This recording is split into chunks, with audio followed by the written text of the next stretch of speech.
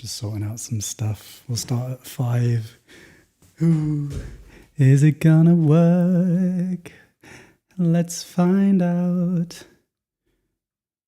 Hee-hoo.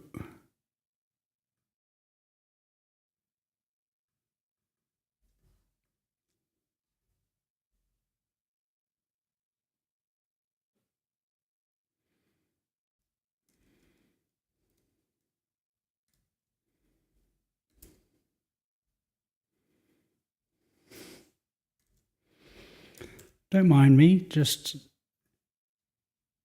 trying to do some fun technical things.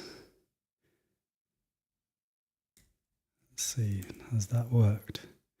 Dun dun dun dun dun dun. No, it hasn't. I should have left more time to work it out. Hee hee hee hee. Okay, I'm going to try one more option.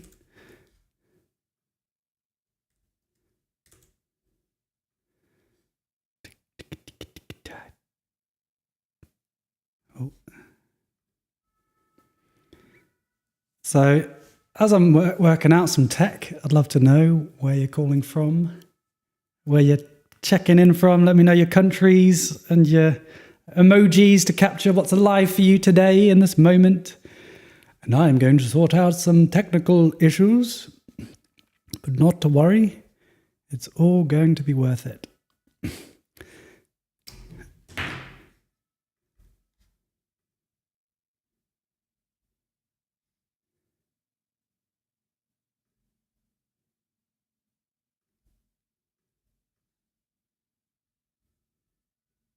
Whoa, check that out.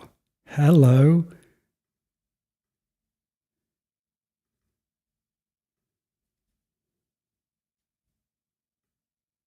Oh. Oh.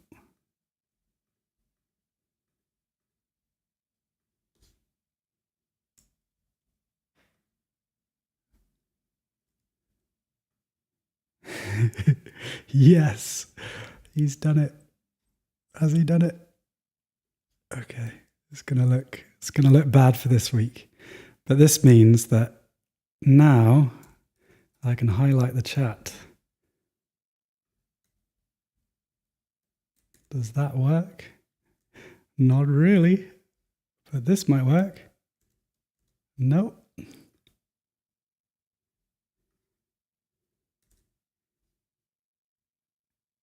Hey, all right. Close enough that I can do this.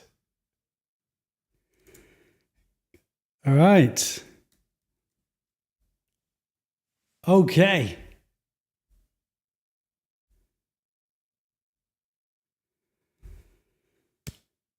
Hi, friend. Welcome, welcome, welcome.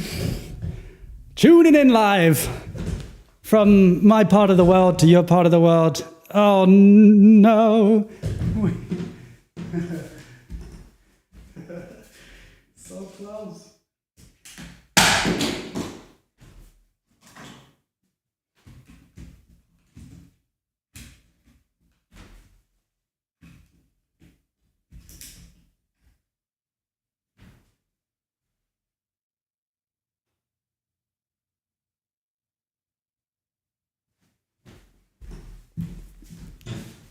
All right, take 2, take 5. Testing, testing. All right, welcome, welcome, welcome. Welcome to Balance is Possible, my friend. Joy and privilege to be with you. We are voyaging together on our journeys towards peace and wisdom and insight, joy. And we get there through taking the steps, step by step, in community, learning about ourselves, gaining energy through practices, and finding some joy and lightness. And as always, it's a great joy to be with you. And so this space is really for us to decide what we want to do. Maybe later on we'll do some meditation together, share some breath and some presence, and I'm really welcoming any of your questions. I'm doing some hermiting at the moment. I'm living by myself for a month and really focusing on ideas and thinking about consciousness, which has been nice because I had the privilege of being in China with Master Gu, and that was really beautiful, and making videos with him.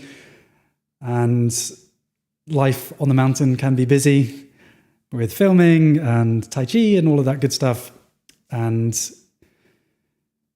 I've got now a time to just, think and reflect. So I've been thinking about consciousness, exploring some of it, and I will be exploring some ideas with you. But if you have any questions, I welcome your questions. What are some of the mysteries of our awareness, our experience that you'd like to know? Where does consciousness come from? Who are we? Who are you? Who's that? Who are they? Is there a God? Where does the great mystery of our experience come from? These are some of the things that we could explore. Otherwise, I am really welcoming any of your questions, and we've got an open space together to explore and hopefully have some fun. And so I'm just going to blabber on. I'm going to talk about clarity, and let me know your questions in the chat and we can get going from there. Clarity. We all want clarity, right? We want to know what to do in our lives and to have some sort of meaning, purpose, direction. And it's one of our deep needs to have an idea of where are we going, where have we been, who are we? But clarity and that need for clarity can also be the source of a lot of pain because, maybe we feel indecision and maybe we feel like, I should make better decisions. Like, do I go to exercise first, or then do I shower before exercise or after exercise? And do I, these micro decisions that we make every day, I notice in myself a bit of a judge in me of, George, can't you just make better decisions? These decisions are so simple. So I want to start today by sharing some ideas around clarity that have been clarifying for me. And that's to understand that there are two types of clarity, two types. The first sort of clarity is what we normally think about. It's, gaining enough knowledge and information in order to have some clear idea of what to do next or what is happening right now. And that's the normal clarity that we think about. And we can have different decision-making tools to help us make those decisions. Like one decision-making tool I like is, I want a hell yeah, or it's a no. Our time is precious and our time can be taken by many different avenues, and sometimes it's important to have that yes, the big yes, instead of saying, okay, yeah, maybe I'll do it. And so I find that's a useful paradigm. It's like, okay, do I really want to do this, or am I just saying yes to please other people? Am I having a feeble yes, or am I having a yeah? So that's an example of a decision-making paradigm, a lens, a filter through which to make decisions. That's still just the first type of clarity. The second type of clarity is something that we wouldn't normally think of as clarity, but can be very clarifying, can be very releasing, can be very joyful when we find and connect with this second type of clarity. And that is the clarity that we don't know everything and we can't know everything, and there will always be mystery even if we think through every single option. Now you may be thinking, what, so not knowing is a form of clarity? That's very helpful. But actually think about it, it is. Because often, we're thinking and ruminating and maybe getting stressed and anxious about, how do I work out what all of my options are? Like, how do I get the right option? But if we know that we can't know everything and there's always mystery, there's always uncertainty, then we then can release that pressure to fully work out everything and thereby find clarity with that. So, okay, I've thought about it. I've gone through some processes. I've extinguished all the options for the first type of clarity. And now I've reached the second type of clarity, which is, I don't know. I'm just going to try. I'm going to experiment. I'm going to do. And so some reflection questions for you. Are there some decisions that you are making at the moment where you're really just focusing on that first type of clarity, trying to get everything controlled and worked out? Can you remember the second type of clarity, that actually there's an awful lot of release that you can find if you just surrender? I don't know. What a release. What a relief. So maybe taking a moment to reflect on any decisions where you can release the pressure. Don't put so much on you. Find that clarity and truth and mystery.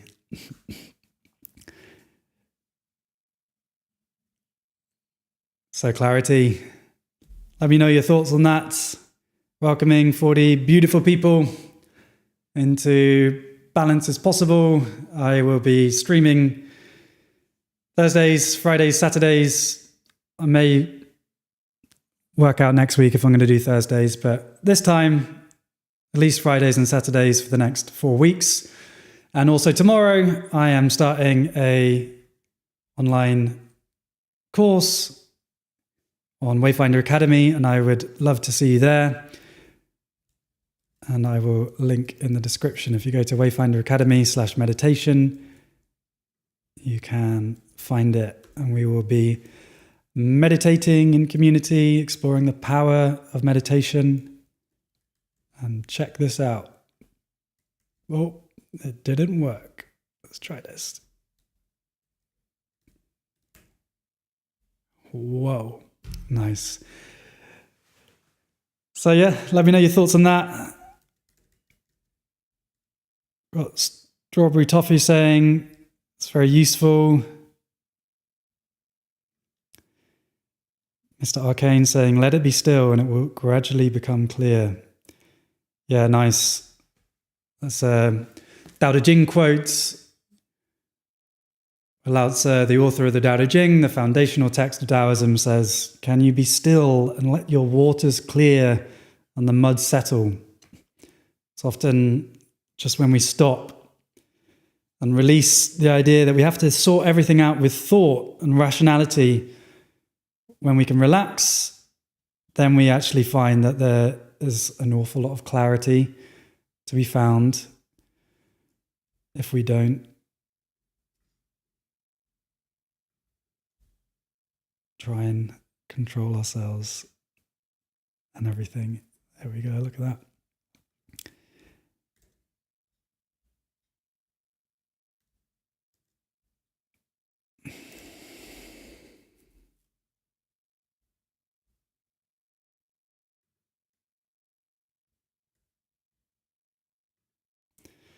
So David sharing, I was practicing Qigong and Tai Chi every day and I was in balance, but I do it as much now and I'm out of balance.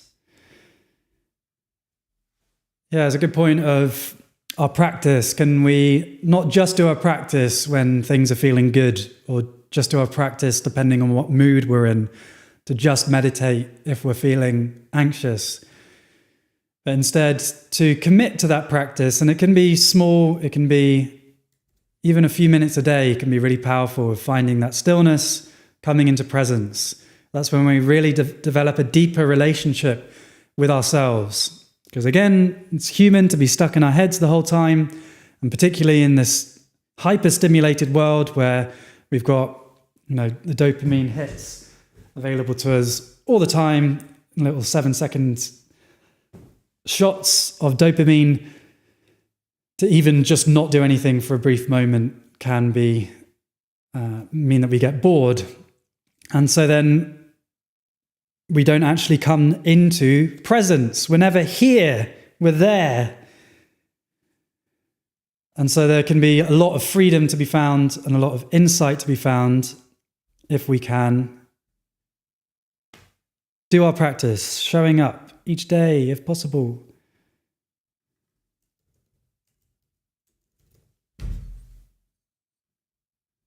Just going to see if that did any niceness too.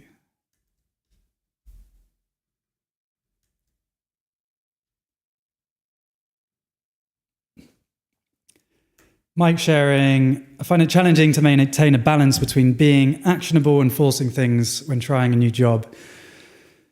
So yeah, this yin-yang balance, sponsored by Yin Yangs, this yin-yang balance between action and non-action is really the dance of life.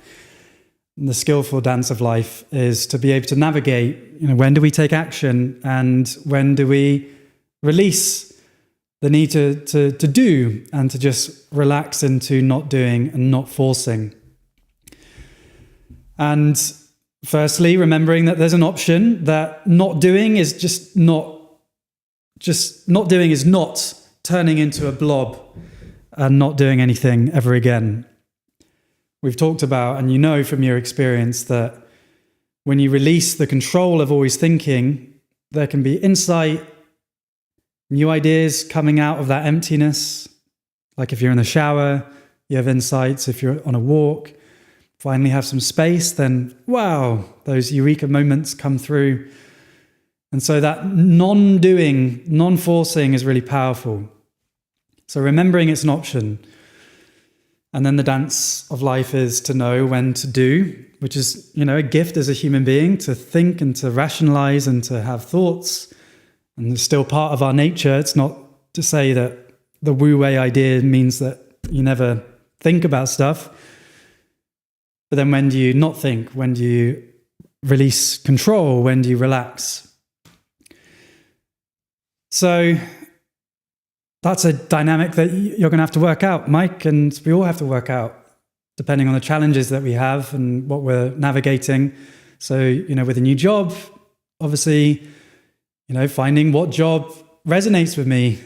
And that includes research, going on the internet, thinking, discussing with friends, finding what options are out there, and then experimenting, trying.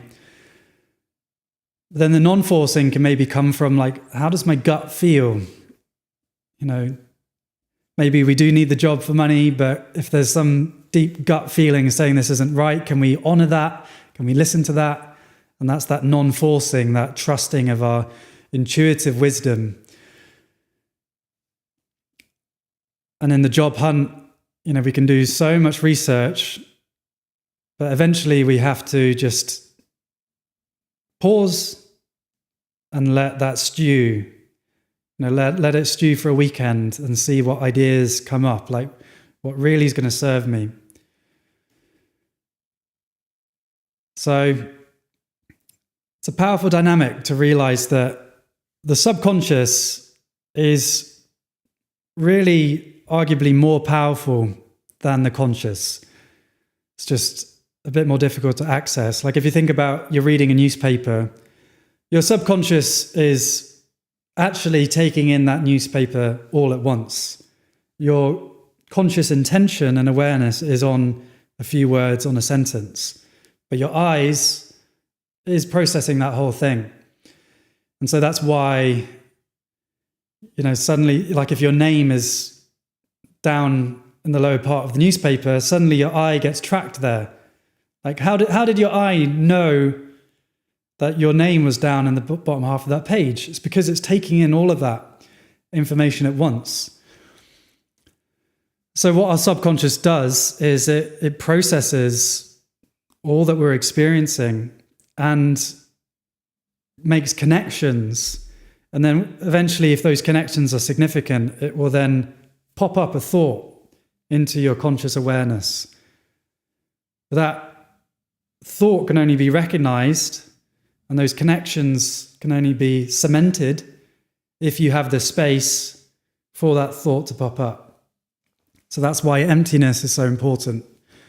To have every day some time, some space for that beautiful, subconscious, creative, intuitive intelligence to serve you. And thereby you become a better decision maker.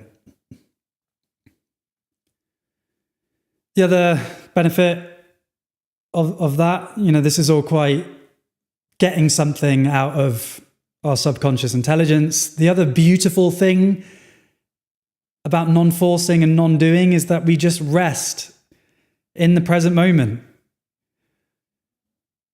I lived on the Wudang Mountains in China and talking to the farmers there and these people living non-modern lives.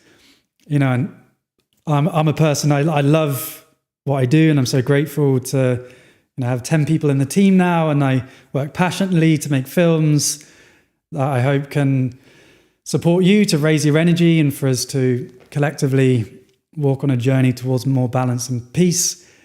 And I work every hour that I can to do that on my laptop. And it's important to remember that just that non-doing, that non-forcing can be such a gift. Can we really relax into it? And for me, my aspiration, and I'm still on my journey with this, is that can I do the action? Can I do what I want? But then when I'm really with friends, when I'm out in nature, when I'm just being, can I be without, my mind going to what I need to do tomorrow, what I need to plan, what I need to work out? And that's a training. Keep coming back, keep coming back.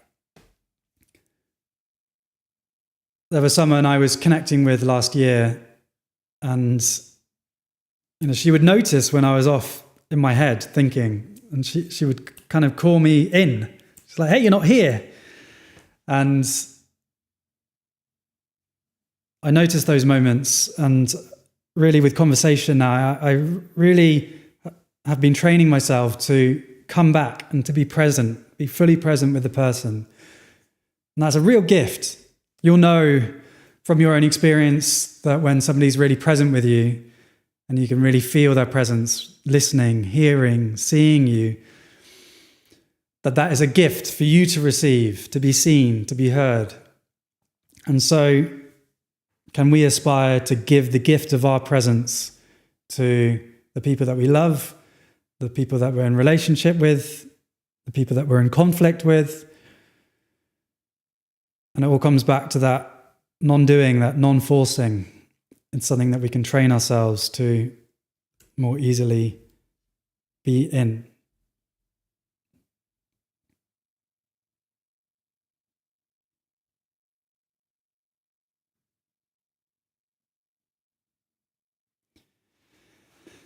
So Raveen sharing their thoughts, relax and write whatever comes to mind without thinking, let the subconscious speak. Don't try to focus on the words, just write. Mr. Arcane sharing, we always not no action, it's non-action, which removes resistance in order to trust the body's intelligence and move into a flow state.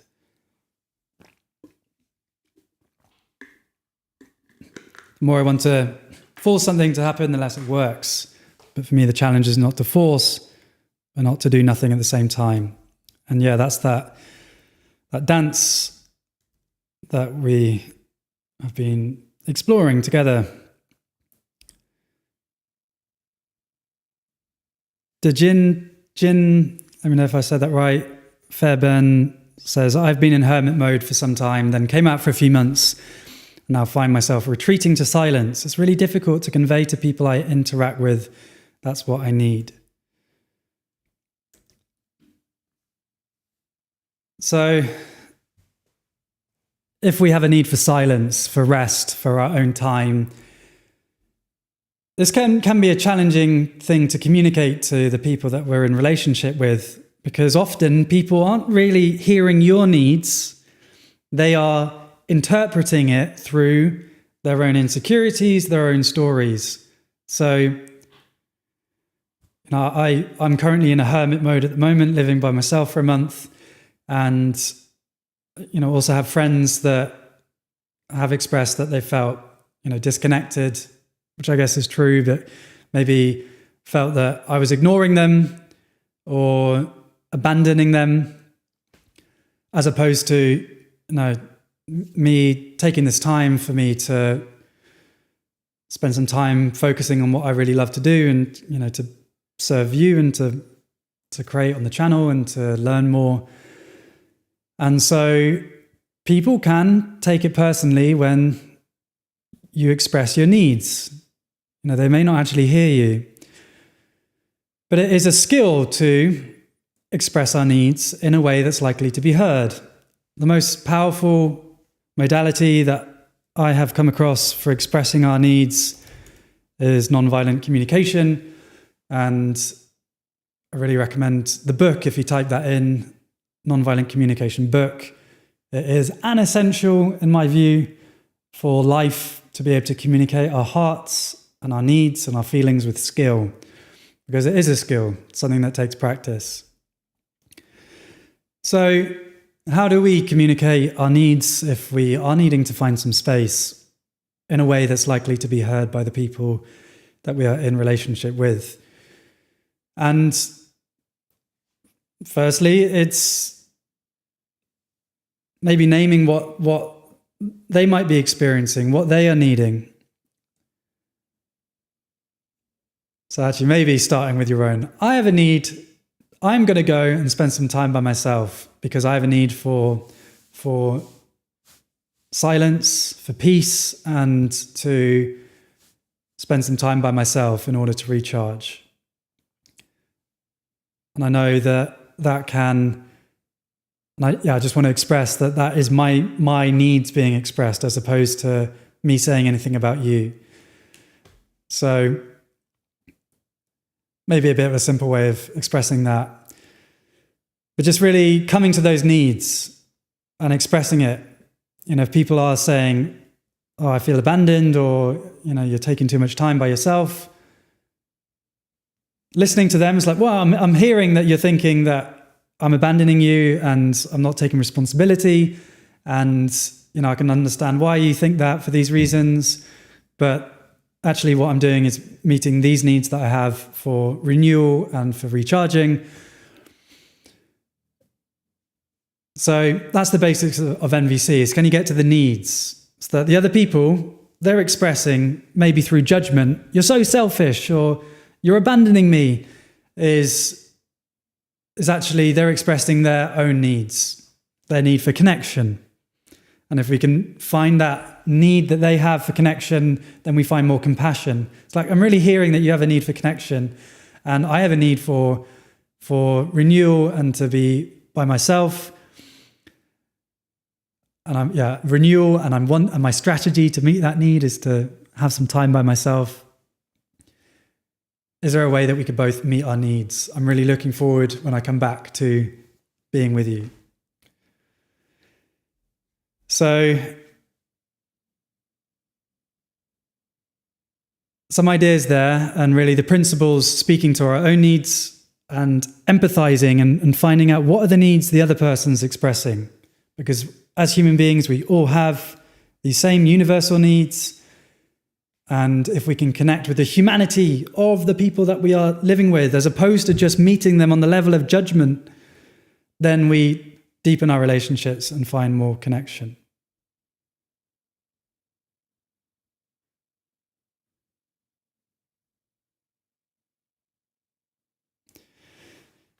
Mr. Arcane sharing the need to adapt your language to the people that you're with. So in nonviolent communication, you may have, if you start practicing, you have the people in your life saying, stop NVCing me. God, your NVCing is so annoying. Because it can be a little bit frustrating if you're really angry at someone and they're saying, I'm really sensing that you're angry right now because you have a need to be heard. Am I understanding you correctly? Yes, you're understanding me correctly. God, you're annoying. So sometimes we need to adjust. It's like, and like raising our voice, like, yeah, I'm really hearing this is really bothering you. Yeah, I get that.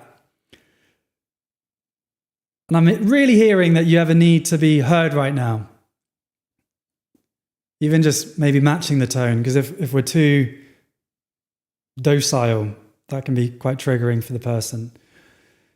And this is your wisdom journey and my wisdom journey, is that, okay, maybe sometimes staying calm and grounded is going to be serving connection. Other times, honoring that there's some energy that needs to be moved. If someone's angry, and it's just like, okay, I'm here, like, I want to compassionately talk about this, and I know this is important to you, so let's talk about it.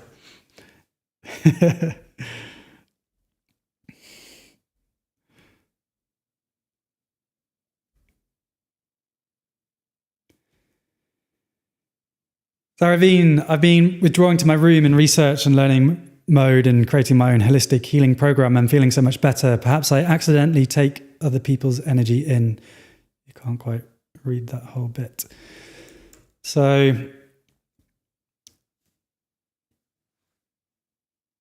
yeah, taking other people's energy in, that's another thing that as human beings do.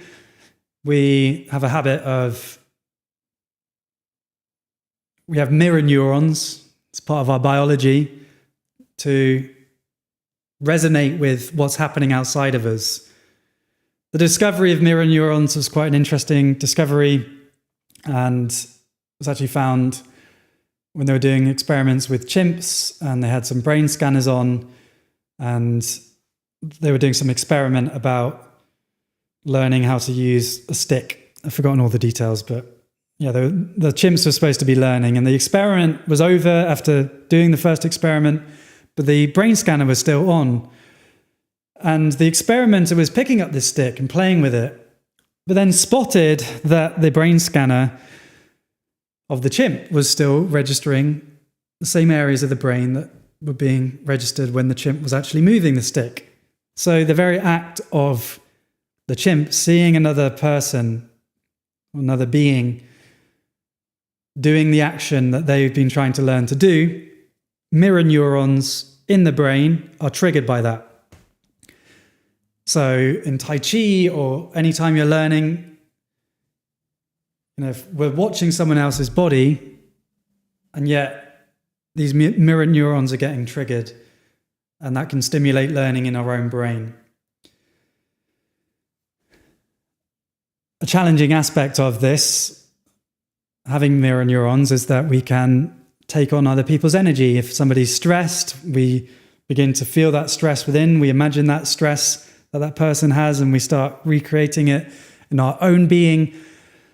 And we then can, lose our energy to other people around us.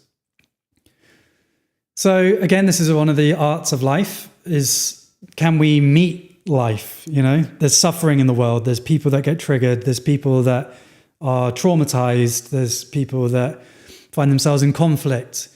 And, that is reality, that happens.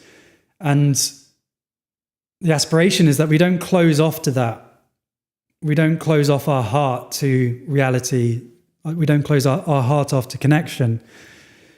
But to find the courage and the strength and the resilience to still stay open, but to stay really resilient and grounded, so that we can still protect our energy, even as other people are doing their thing. That maybe previously we would have started feeling what they're feeling, and losing ourselves to other people's emotions and reactivity. Metaphor I love is, normally because of pain and trauma, our heart has armor around it, protection to keep us safe. But the problem with that armor is that even when there's love that wants to be coming into our hearts, is that we stay closed because, we were hurt before, so we've got this armor on, we keep ourselves safe. The aspiration is that instead of armor, we have a door closed to the energy suckers and the pain and the blame, open to connection when our wisdom discerns that this is safe. And so that opening and closing of our openness, our receptivity. So again, that's just helpful to know that It's part of our biology that we do get caught up by other people's emotions because of mirror neurons. And there is the possibility, the potential of the path that we're on, of practicing meditation and this journey of waking up, is there is the potential that we can meet life without getting lost in it. And we do that through being receptive to and holding our boundaries skillfully, staying open to connection, but also keeping ourselves safe. How do we do that? How do we develop that skill? Meditation, this core practice, and the process of waking up is about observation, creating space within, and observing the thoughts and emotions that arise for us, noticing, oh wow, that person's anxiety is making me anxious, or generating anxiety within me, not making me. Oh, that person's angry. Wow, I'm looking inwards now. There's anger being stimulated. And we notice that, okay, these people are stimuli for our experience, but they're not the cause. We are reacting to the outside world. And when we realize that it's not the outside world happening to us, it's happening through us, through the emotions and thoughts that are generated from our response to the world, then we find our freedom and our space. Viktor Frankl's classic phrase, between the stimulus and the response, there is a space, and that space is our freedom and our power. So meditation, we build that space. So we notice, okay, I'm getting triggered now, I'm getting that reactivity. Okay, I protect my heart. Maybe I step out. But we do that in a more grounded way. We're not just instantly into reactivity.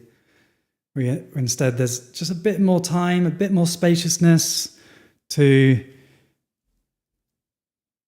respond.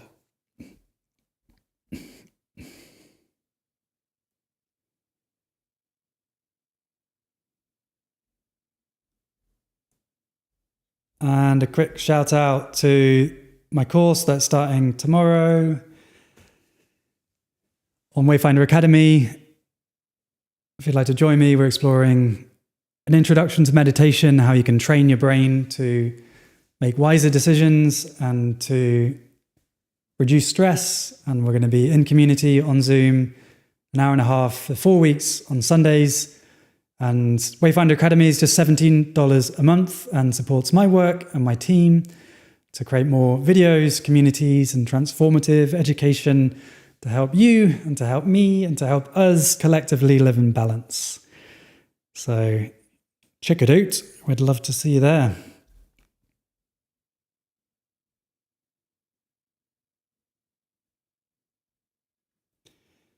And indeed, Marshall Rosenberg is the author of that book. 55 beautiful people. What a joy to be with you. Always a great pleasure. Hi, the wow dude. Wow. This is Zhongliang Aohuang's. Wow, if you do the joyful Tai Chi with me, we do this together. And for me, that's one of the key, a phrase I learned, which I haven't shared yet, which I learned recently. Stop asking why. Start saying, wow. Love that one.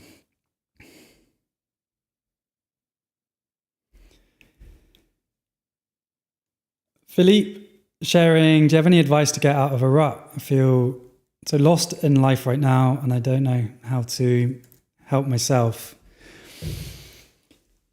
So I just want to share some good vibes your way and some love for being in the rut.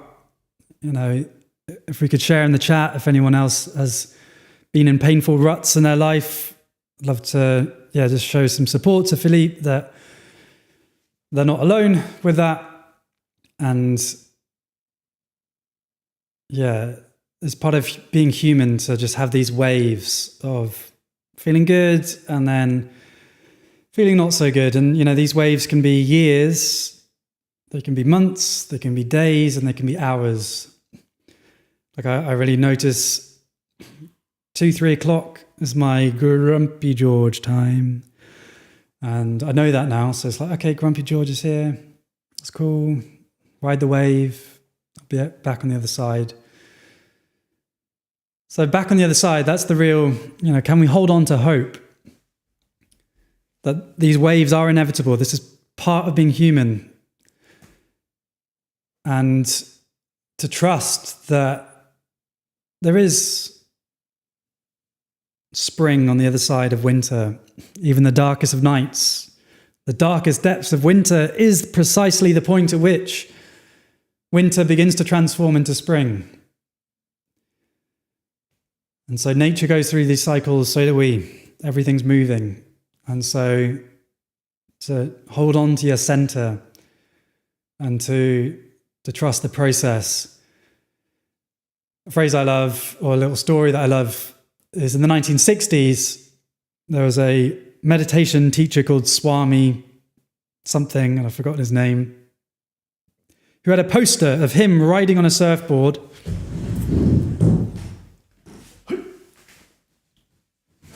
doing lotus, and this is in the time before Photoshop. So he was on a surfboard doing lotus, and the caption of the poster says, "You can't stop the waves, but you can learn how to surf." Meditate with Swami. So you can't stop the waves, but you can learn to surf. So, here you are in a challenging time, and lots of love coming from the group, and this is being human. And so can we ride the waves? Okay, so that's one idea. This is natural. It's not my fault. This is called being human. We go through ruts, and life is this process of picking ourselves up, finding insight and growth, and then falling over again and feeling hopeless, only for then to eventually we pick ourselves back up. And the real sign of progress in the path is not that we don't fall over, but instead how quickly do we pick ourselves back up, and how kindly do we pick ourselves back up. We're face planted in the mud. Okay, here I am. I'm in a rut again. Last year I was in a tough time, the toughest time for me for quite a few years. I got scammed, frauded, robbed, lost all of my money, went down to zero, including all of my savings. I sent all of it to scammers who posed as my bank on the phone, and I trusted them, and they stole everything off me. And the money was one thing, but it was also just revealing a disconnection that I was feeling of, I'm hermiting, and so still haven't quite worked this one out, but feeling disconnected and, wanting more friendship and intimate relationships. And then, this kind of blow to my system then meant that, these unmet needs, I was feeling even more and feeling grief and then stopping my practice and then feeling like an imposter because I share meditation, and a lot of judgment and harshness. And I'm on the other side of it now. That's one of my waves, and I want to bring you into my waves. I'm not an enlightened being. I'm a human being on the path like you are, but the path does really help. Like these practices meant I did pick myself back up more quickly, and my face was down in the mud, and it's like, okay, cool. So this is where you are, George. The face is down in the mud. You don't like being here. You're resisting being down in the mud. And that's okay. I'd got to that stage in my practice, I still fell over, but I did find compassion and care for myself in that time. So, compassion and care, it's not your fault. How do we begin to pick ourselves back up? How do we create momentum? How do we more easily get out the other side of that rut? Momentum is a key word. It's like that snowball effect. It's like, how do we start getting out of that pain? And for me, the most powerful way out of ruts has been to move my body, to exercise, to run, to whatever your practices are, to do Tai Chi or yoga, or just to go for a walk and to get out and feel the sun on your face, and to move first thing in the morning, and to celebrate every step that you take to nourish yourself. Like if you're in a rut, the reason you're still in that rut and you're staying in that rut is, I'm guessing, because you're being harsh to yourself and you're judging yourself. And so then you're sapping your energy. You don't believe in yourself, and you then keep yourself in that pain. So if we just try and think our way out of this, like, oh no, I should be better, or like, I am strong, it's not as effective as taking action. And then we through our own embodied experience, have the realization is, okay, actually, I do have some power to move from where I am. You know what? That exercise did help me. You know what? That sunshine, I did feel a little bit better. And just to take those baby steps, and to celebrate the journey, every step you take. And then when you fall over and you pick yourself back up, you pick yourself back up in 2 days instead of 5 days, celebrating, wow, 3 whole days of less pain there. To really celebrate the journey, taking it step by step, piece by piece, part by part, breath by breath. That is how change happens. So, moving your body. And one more idea is to reach out for help and to express with people that you trust, or maybe a professional if you have the resources to do that, with a therapist or a coach, is to say, yeah, I'm hurting. Yeah, I'm finding things tough right now. And what do I do? Because a lot, suicide, particularly male suicide, comes from not expressing, not saying I'm hurting. So it's not an act of weakness to say I'm hurting, it's an act of bravery. And really, it's connecting, because, a lot of us find life difficult. And so if you say, hey, I'm finding life difficult at the moment, then you connect with those people that you love. And maybe, they're not quite resourced enough to really hear you. And we can't flood people with, this is me, if they're not really resourced enough to hear that. But in little ways, just, by the way, I'm hurting at the moment. I really honor and celebrate your bravery to express your truth where you are, because that's where we move from. It's where we go.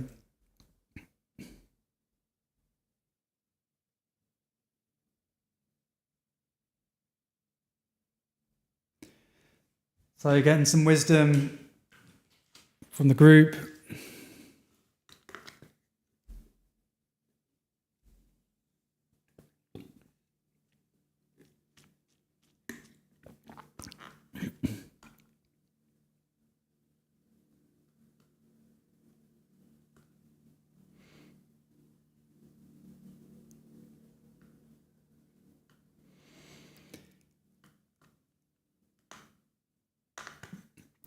Yeah, getting support.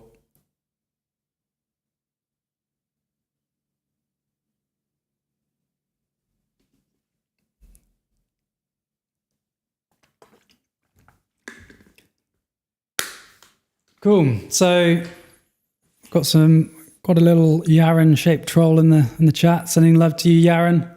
Hee hee. And yeah, maybe we'll take one more thought and then we can call it a day for today. And maybe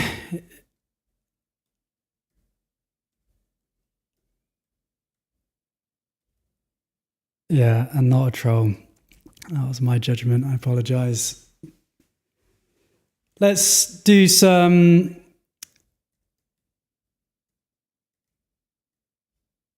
meditation if we're up for it together, to share some presence and to come into sharing our practice together and to be here and to calm down our nervous system and maybe bringing in that idea of riding the waves of wherever we are today, if we're feeling good, if we're feeling energized, or if we're feeling maybe just a bit lost today, to open up to where we are and to find some space and some kindness with that. Awesome. So if you'd like to join me, you can be sitting in any way that you'd like to be.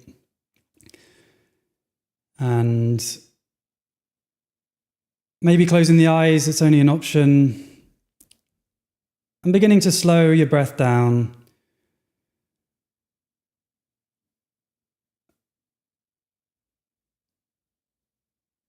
Relaxing your face.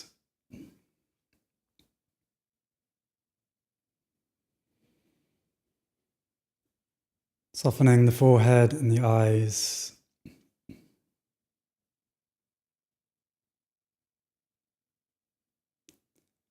And the cheeks and the jaw.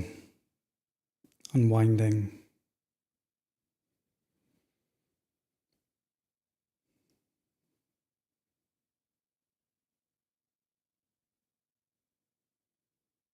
Slowing down your breath.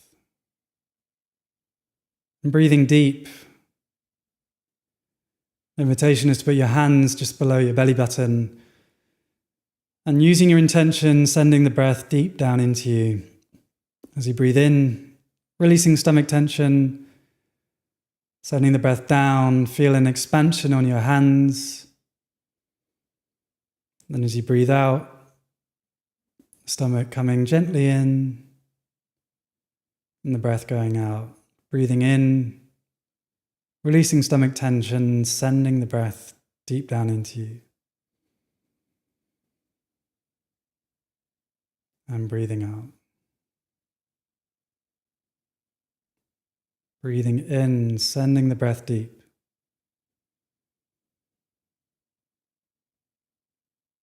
Breathing out.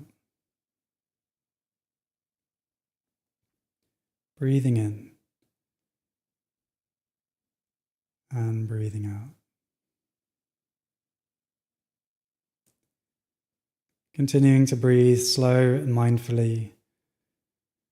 Can you bring your awareness to your breath, the movement of the air coming in and out of your nostrils?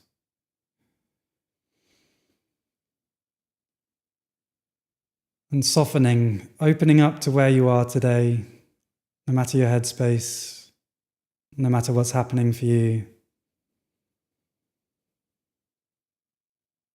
Finding that spaciousness.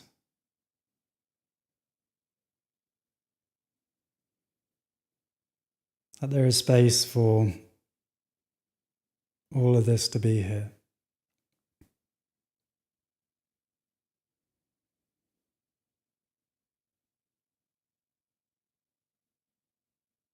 That you are the embodied awareness that experiences all your thoughts and emotions. And if we can connect with that awareness, then we find that spaciousness. In the same way that even the most intense storm does not corrupt the sky, in the same way our consciousness, our awareness, is big enough to hold all of our humanity, the sorrow and the joy.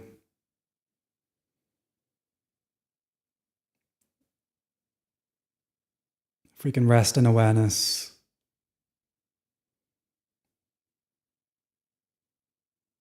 we can find that ease and spaciousness right here, right now.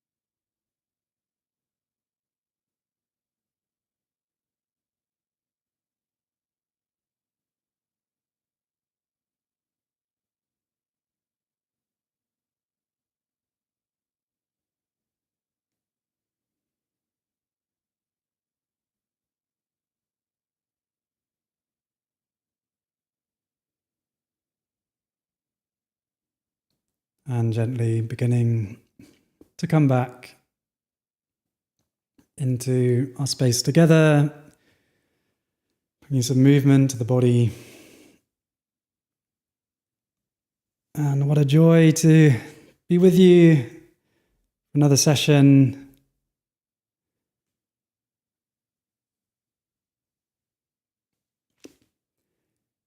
We will be together tomorrow if you'd like to join on Wayfinder Academy. And yeah, we're going to have a 4-week course. Otherwise, currently thinking Thursdays, Fridays, Saturdays. At this time, we will have a live session, although Thursdays I may not do, depending on time. But yes. Thank you so much. A joy to be with you. Sending you my best wishes for today. And yeah, see you soon for next session. Ciao, ciao for now.